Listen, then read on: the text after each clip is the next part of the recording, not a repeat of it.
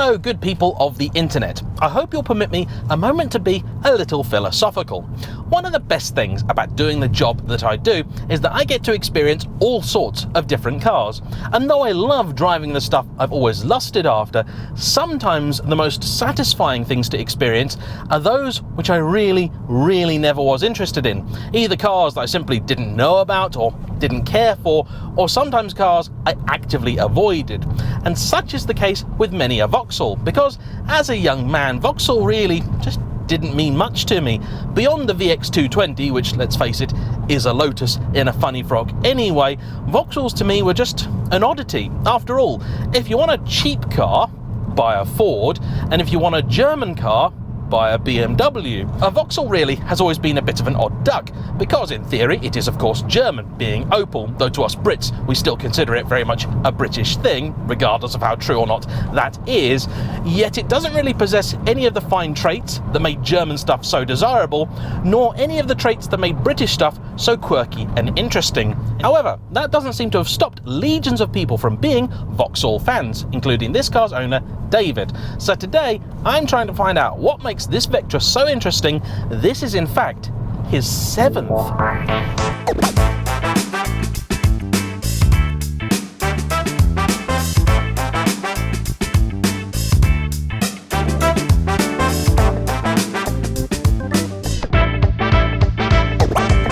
If you're on the search for a used car, a CarVertical report is an essential tool in the fight against dodgy motors and dodgier sellers. Cross-referencing a number of databases from across the globe, CarVertical tells you what others might wish to hide. Now available on both desktop and as a handy mobile app, a CarVertical report can be produced quickly and easily with just a reg number or a VIN.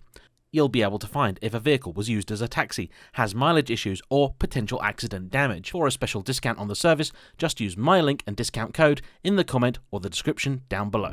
So what we have here today is a 2006 Vauxhall Vectra with the 2.8 litre turbocharged V6 high feature engine, a 6-speed automatic gearbox and the elite trim level.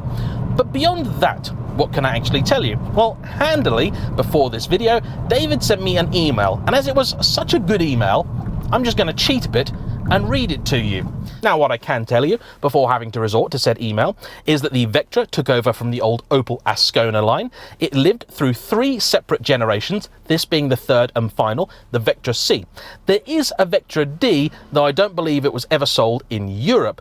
This car came out in 2002 and lasted until 2008, when it was superseded by the Vauxhall Insignia. These cars exist in the sort of mid-size saloon bracket, equivalent really to something like a BMW 3 Series or a Ford Mondeo.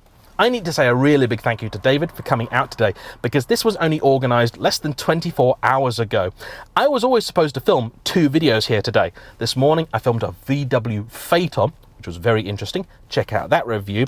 And then I was supposed to film a BMW 335D Touring, but due to my own idiocy, I cocked up the planning for the 335D. So, not wanting to miss the opportunity of the nice weather, I put a post out on my community page asking for anyone that was available in this area to come out and film. And David said he would be happy to oblige. So, I said to him, look, I don't have too long to research the car. What can you tell me about it? And he sent the perfect email.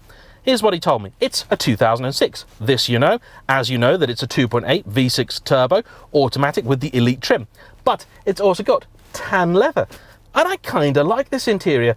Yeah, sure, the plastics and switchgear and things are cheap. The screen here, hilariously out of date. But you have to remember, this is a 16-year-old Vauxhall, so it was never ever a high-end car. Yeah, alright, you can mock this if you like, but you know what, it's okay. This armrest here is nice and squidgy. The seats, good, comfortable. They've got reasonable amount of adjustment in them, though it is all manual. You've got electric windows all round, electric sunroof, which I really like, and even by the time this car was coming out, that was becoming a rarity. You've got aircon too, though here sadly it doesn't work. You've got 18-inch twin top wheels. The sole modification to this car is a remap to 315 horsepower, which to be honest is the power you would expect a 2.8 litre V6 turbo to have from the off.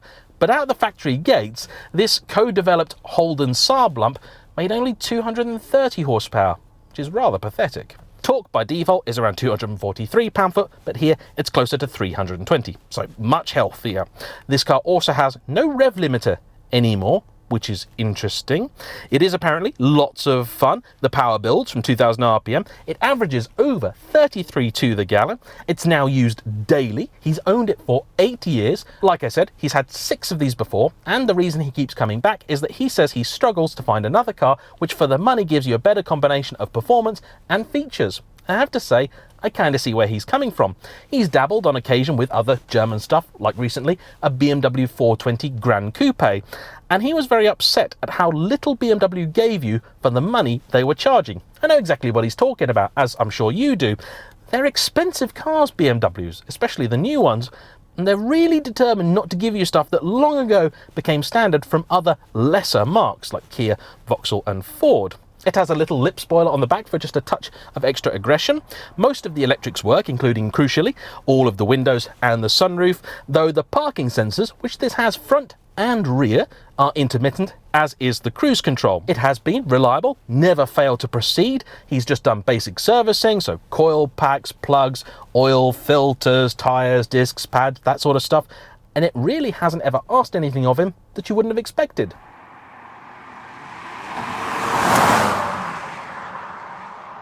Given that when he bought this car, it cost him less than £2,000, I can rather see why he's held on to it. Because this is a lot of car for not a lot of money. Right about now, there are apparently 2 examples up for sale on eBay with very low mileage, sort of 20 or 30,000. One of them is £5,000 and one of them is £6,000. Let's see what it goes like. In fact, let's be really brave. Let's put the gearbox into manual mode. Really pulls. In fact, just as you're getting towards the national speed limit there and I put it into third, it felt like it dug in even more and was going harder. That's impressive pace. Truth be told, there are actually really only 2 reasons I've never really looked at a car like this. One is the badge. Like I said, Vauxhalls never really did anything for me. The other is the fact that this car drives the front wheels. And of course, as somebody that was weaned on a very strict diet of Evo magazine and Top Gear, I have learned that front wheel drive is the work of the devil and certainly not suited to any car with more than 200 horsepower. In the dry, when it's pretty warm as well, the car really doesn't seem to be struggling whatsoever. In the wet, that may not be the case, but this car's turn of pace, it's rather surprising. The gearbox for an old torque converter automatic is actually doing a pretty good job. Even though I'm not in any sort of sporty mode, it's changing down fairly willingly. Evidently it's worked out the fact I want to make progress. Sadly, these were not available with a manual. If you wanted that with a V6, you had to buy the VXR, or as they called it in Europe, the OPC. That had a version of this engine putting out, I think, closer to 280 horses. So this is already more powerful than that. Of course, the VXR will have also come with suspension upgrades, some styling changes, etc, etc. But I think for someone that wants something deliberately understated, this does the job more than adequately. There are a few creaks, rattles and squeaks in here, nothing really particularly untoward, and I would say for a car of this age and price point, it's actually doing pretty well.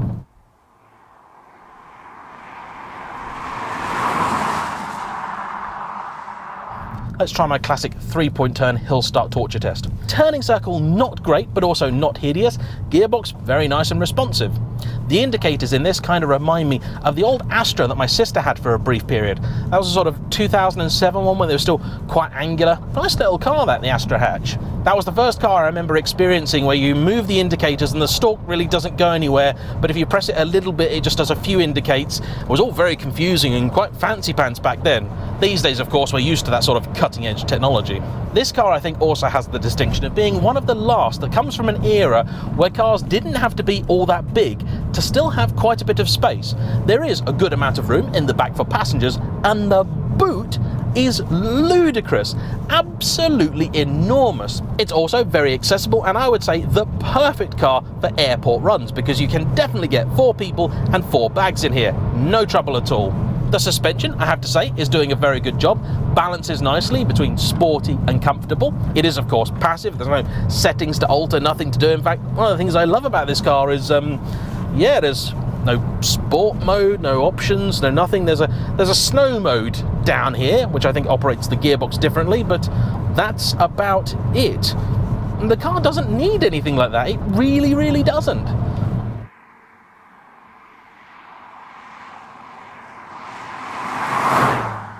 The steering, when you're going straight, gives you the impression of having a touch of vagueness and lightness about it. However, move the wheel even a sliver and you'll feel that actually there is quite an amount of communication and texture, more so than you might expect. I'm now going to take this through the village and then onto one of my most demanding sections of road where we'll really find out just how good that suspension and steering are. Until then, some other stuff to know about this car. There was a variety of different engines available, including a number of smaller 4-cylinder petrols and some diesels too. When new, I don't think I really would have been all that taken by the looks of this car, either outside or in. And yes, though it is on the cheap side in here, I really appreciate this tan leather, and even the fake wood is, okay, it's kind of funny, but I actually admire it. It gives the car a slightly more upmarket vibe. Certainly more interesting than black leather or, heaven forbid, black fabric. One of the reasons that David is so taken with the styling of the Vectra C in particular is that flowing roofline that begins at the A pillar and finishes at the C pillar. One continuous curve, unbroken. For cars in the early 2000s, this would have been quite novel, as many were still using the very classic kind of up, along and down profile. You'd see that with many a BMW. I certainly like that, but this is quite different. If anything, it actually reminds me a little bit of a Citroen C6. So here we go. This section of road is really quite bad. So for a car not to do well here isn't necessarily a black mark against it. However, if a car excels here, that means it's really, really rather good. Let's give it some.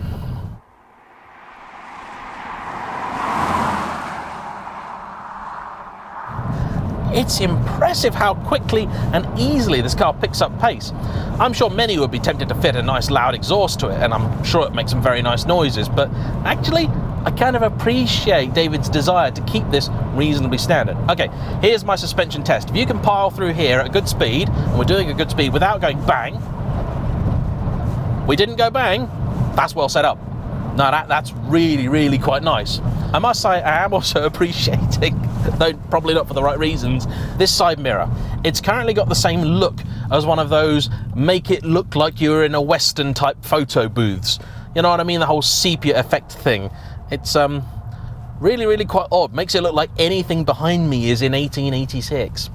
Speaking of the olden times, the Vauxhall Vectra C and I do actually have a little bit of history. I'm sure many of you know that GM being GM, they sell many variants of the same car around the world under a few different guises. So in Europe, you have the Opel, and in Australia, you have the Holdens. Sometimes there'll also be a Chevrolet version as well, though not always. But this car had another spin-off, the Saab 9.3, a car which I did own. And I was very keen to see just how this compares with that. I will be the first person to admit that the Saab I bought, which was a later example in 2011, wasn't exactly a great one. It had been modified and in a way that really didn't suit my tastes. However, for me, the big shocker today is twofold. First off, I'm actually really enjoying driving this car. No element of it is really standing out, but every element of it, I think, is just a little better than I expected. The other thing that really shocks me, having formerly owned a car that in theory is just one of these, is how different the Saab is. I mean, really, if you put me in one of these and then in the Saab, there's very, very little to connect the two. Wow. I know it doesn't have a rev limiter anymore, but that doesn't mean I can rev it out as much as I like. The red line is at 6.5, and I intend to respect that. A service light has just come on. That's not so good, but probably also nothing really of consequence because the car feels and sounds fine. I am even currently doing, on the flat at 60 mile an hour, 37 to the gallon. That's very good for a big V6 turbo petrol, I must admit. But yes, texture of the plastic and leather aside, just about everything in here feels very different to the Saab. The dash, the center console, the window switches, even the seats. I don't recognise anything in this car. It's no wonder GM shut Saab down. They really did change absolutely everything. Huh. Mad.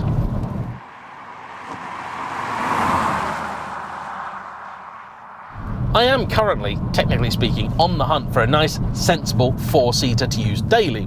I would like something quite nice because, well, don't we all? However, there's also an awful lot to be said for something a little bit less nice, something I'm not going to be quite so precious about. I've never even considered a Vauxhall Vectra before. I'm the sort of person that's more likely to take a punt on an old Phaeton for the same money and just suffer the consequences of my stupidity. However, I've got to say, as something to just tool around in, this is lovely. It is a shame, I think, really, that for cars like this, the writing was nearly already on the wall by the time it was in production. You had this combination of increasing desire for German stuff, as well as the introduction of ever more aggressive lease and PCP deals, meaning that both fleet and private customers were going for German stuff in bigger numbers than ever before.